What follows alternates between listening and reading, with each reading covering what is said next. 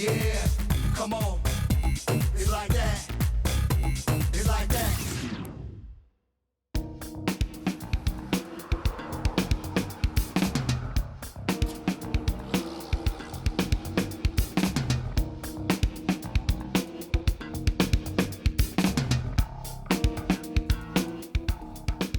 Today's activity was safety around rivers, dams and lakes.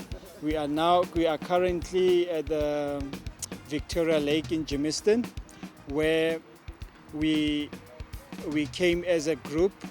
It's part of the course that we do the practical on creating safety environment, swimming in an open water environment. The reason why is swimming in an open water environment, it's totally different from swimming in the swimming pool. Open water, it has great challenges, such as it's an unknown, everything is unknown, and then the conditions changes from time to time, given the weather and the usage. As people, they driving their power boats in the water, those boats, they create waves that brings too much currents for those that are swimming. We've got the unknown depth. We had to make sure that we illustrate on the depth, how to create a safe swim zone. And the safe swim zone, we've identified that the water depth of it should be always on the waist level. The dam level, it's not at the same level, it slopes down, and as it slopes down, it goes deeper. We always encourage people to swim on the waist level, because there you minimize the risk, and it's easier for a pair of friends when they're swimming to help each other, unlike when they are far deep inside where they can't even stand. Because once an incident like that occurs, everybody goes on panic, and an unfortunate incident can be recorded, and that's what we don't want. The challenges are the dangers that we find in the open water, and also the equipment used to mark the area where we can swim. The marking of the area is very important so that you can have control and safety of the participants while swimming in open water swimming. Firstly, people shouldn't swim alone in open areas, and also make sure you have aids that help you in case you have a muscle pull or anything. And yeah. Okay, I think there are a number of dangers that we need to look out for, but once you're in the water, you must look out for sharp objects such as rocks or glass so that you don't cut your feet, since you have to familiarize yourself with the floor. Look out for, snakes or any other creatures in there, and look out for boats and stuff like that are also out there when you're doing open water swimming. So those are just some of the stuff that you should look out for, and any object that will obstruct you or hurt you along the way. Safety first, right? If you know that you cannot swim, never attempt to go in the water, any water feature for that matter, to save somebody. Rather call for help, and try to keep the person in distress, in communication, and you can probably try to guide them what to do. The second one is never swim alone, or never go swimming alone. Always make sure that if you're planning to go and swim anywhere, go with quite a few, 2 or 3 people, and amongst that group of people, at least one of them should be able to swim, for in case of they have to perform a rescue.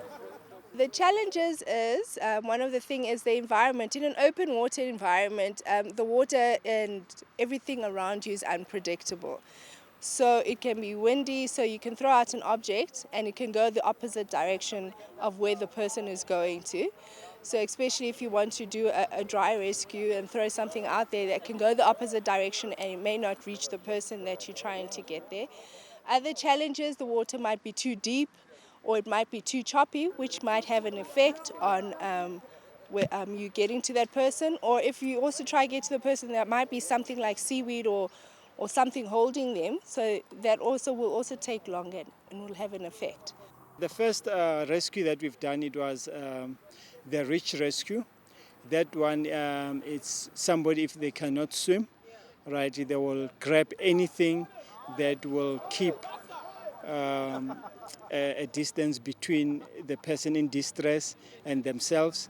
They must just walk into where they feel comfortable and where the person in distress is reachable. They have to extend that whatever aid that they're using. In this instance, we used the broomsticks, right, which is commonly feature that you don't have to buy. It's something that you can always use around. You can, if you are in an environment like this, you can use a branch of a tree, empty bottle or a rope, anything. That's a reach rescue. The second one that we did was the non-contact rescue, where you throw in something that is floatable, and then you let the person in distress to hold on it to give or to gain some survival flotation mode, and then you just give them instruction to come to the shore, and where they are safe, you can pull them out. The last one was the contact rescue, where somebody was unconscious in the water, and a professional lifesaver went in, swam inside, and then they got the person, checked if ever the person was still breathing. In that instance, we were very lucky that the person was still breathing. Unfortunately, she couldn't swim, so the professional lifesaver brought the person out of the water on land, and they performed the rescue, CPR. They called for an ambulance while they were going in the water, and the ambulance was here within a few minutes, and I have to say that the patient is fully recovered, but I'm still under the medical attention. Wow, if I have to start with what I have learned, I've learned so much. I've learned the importance of familiarizing yourself with your environment and familiarizing the people you're training and teaching with your environment. I've learned the importance of, as a trainer, being aware of what you're doing. There's just so much rescuing, dry rescuing, and rescuing a person who's unconscious, and you pick up so many things. And how to mark your boundaries. That for me was a highlight. Come on, get your head right. Come on, yeah, come on.